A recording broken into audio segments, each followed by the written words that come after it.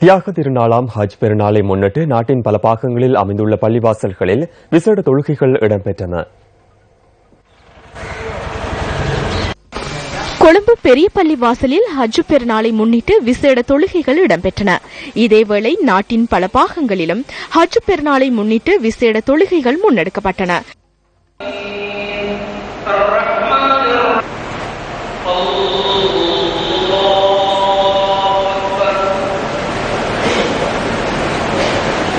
الله أكبر الله أكبر الله أكبر لا إله إلا الله الله أكبر الله أكبر ولله الحمد.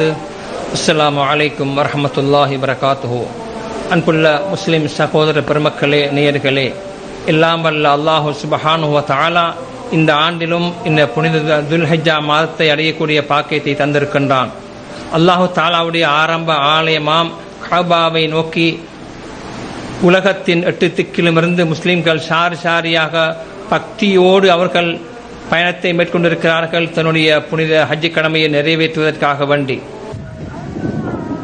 வவுனியா குடாவயல் திடலில் நடைபெற்ற விசேட தொழுகையை அடுத்து முஸ்லிம்கள் ஒருவருக்கொருவர் வாழ்த்துக்களை பரிமாறிக்கொண்டனர்.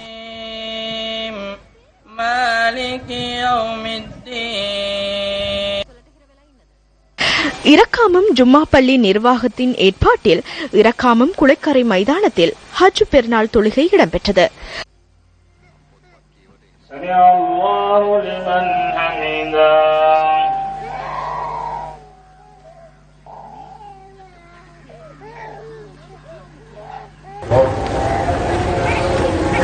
மருதமுனை கடற்கரையில் இன்று காலை நடைபெற்ற ஜும்மா பெருநாள் தொழுகையில் அதிகளவானோர் கலந்து கொண்டிருந்தனர்.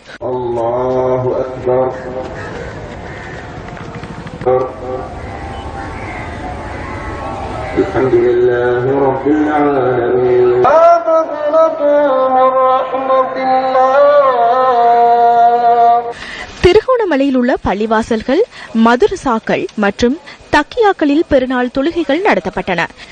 நாட்டில் நிரந்தர சமாதானமும் இனங்களுக்கிடையில் நல்லிணக்கமும் ஏற்பட வேண்டும் எனவும் இதன்போது பிரார்த்திக்கப்பட்டது.